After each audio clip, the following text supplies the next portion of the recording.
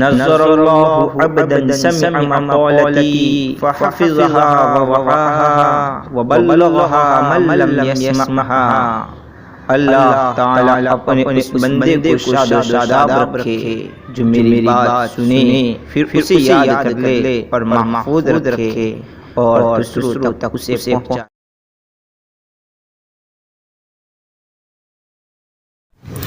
السلام علیکم ورحمۃ اللہ وبرکاتہ۔ گلدستہ احادیث سلسلہ نمبر 15۔ بسم اللہ الرحمن الرحیم۔ نزاعی معاملات میں مدعی دلیل پیش کرے اور مدعا علیہ قسم اٹھائے۔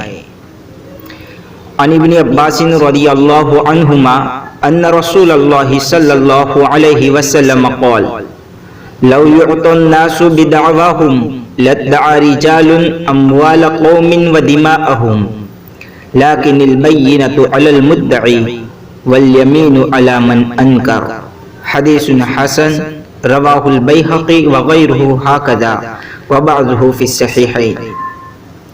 ترجمہ: حضرت عبداللہ ابن عباس رضی اللہ تعالی عنہما سے روایت ہے کہ آپ صلی اللہ علیہ وسلم نے ارشاد فرمایا، اگر لوگوں کو ان کے دعووں کے مطابق دینا شروع کر دیا جائے تو لوگ دوسروں کے خلاف ناجائز طریقے پر مال اور خون کے دعوے دائر کر دیں گے، یعنی دعوے کر دیں گے، لیکن عدل یہ ہے، انصاف یہ ہے کہ مدعی دعویٰ کرنے والا دلیل پیش کرے اور مدعا علیہ جس پر دعویٰ کیا جا رہے ہیں اگر دعویٰ کی صداقت اور سچائی سے انکار کرے تو قسم اٹھائے۔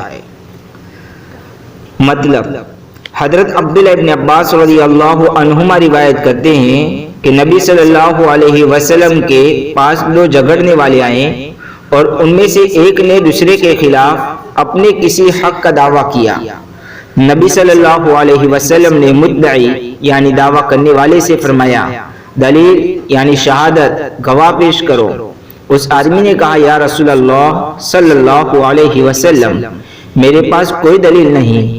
پھر آپ صلی اللہ علیہ وسلم نے دوسرے آدمی سے فرمایا، اس اللہ کی قسم اٹھاؤ جس کے سوا کوئی حقیقی معبود نہیں کہ تیرے ذمے اس آدمی کا کوئی حق نہیں یا تیرے پاس اس کی کوئی چیز نہیں ہے۔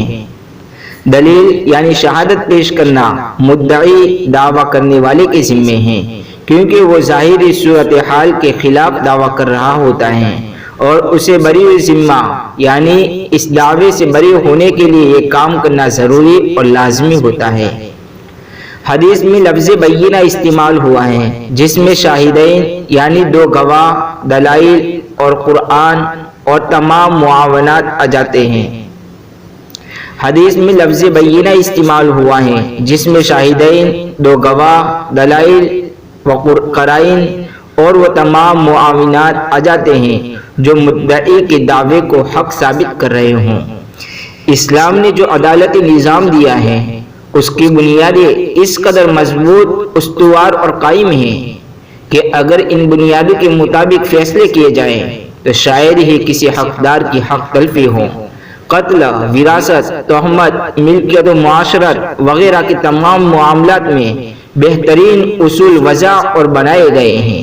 ان اصول میں سے ایک اصول اس حدیث میں بیان ہوا ہے کہ مدعا علیہ جس کے خلاف دعویٰ کیا گیا ہے کہ ذمے قسم اٹھانا ہے، کیونکہ وہ اصل حقیقت کے مطابق ہونے کا دعوے دار ہے، لہذا اسے بھی بری ذمہ یعنی اس الزام سے بری ہونے کے لیے یہ کام کرنا ضروری ہوگا۔ حدیث سے ماخوذ چند مفید باتیں۔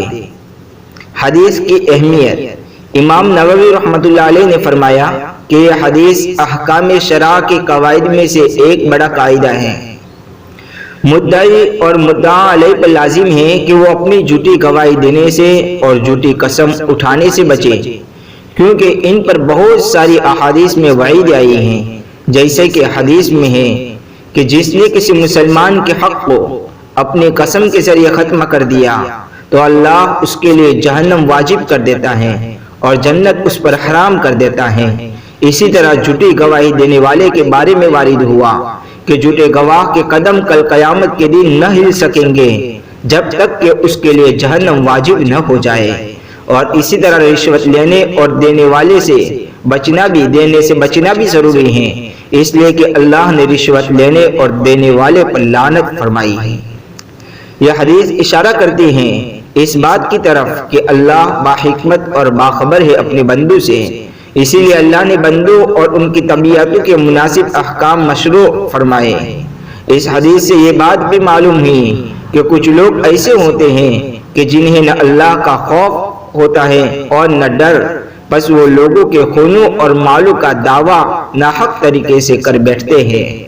اس حدیث سے یہ بھی معلوم ہوا کہ بلا دلیل کے دعویٰ قبول نہ ہوگا، اور یہ بھی معلوم ہوا کہ اصل مسلمان بھائی کو ہر قسم کی تہمت سے بری کرنا ہے جب تک شہادت ثابت نہ ہو جائے۔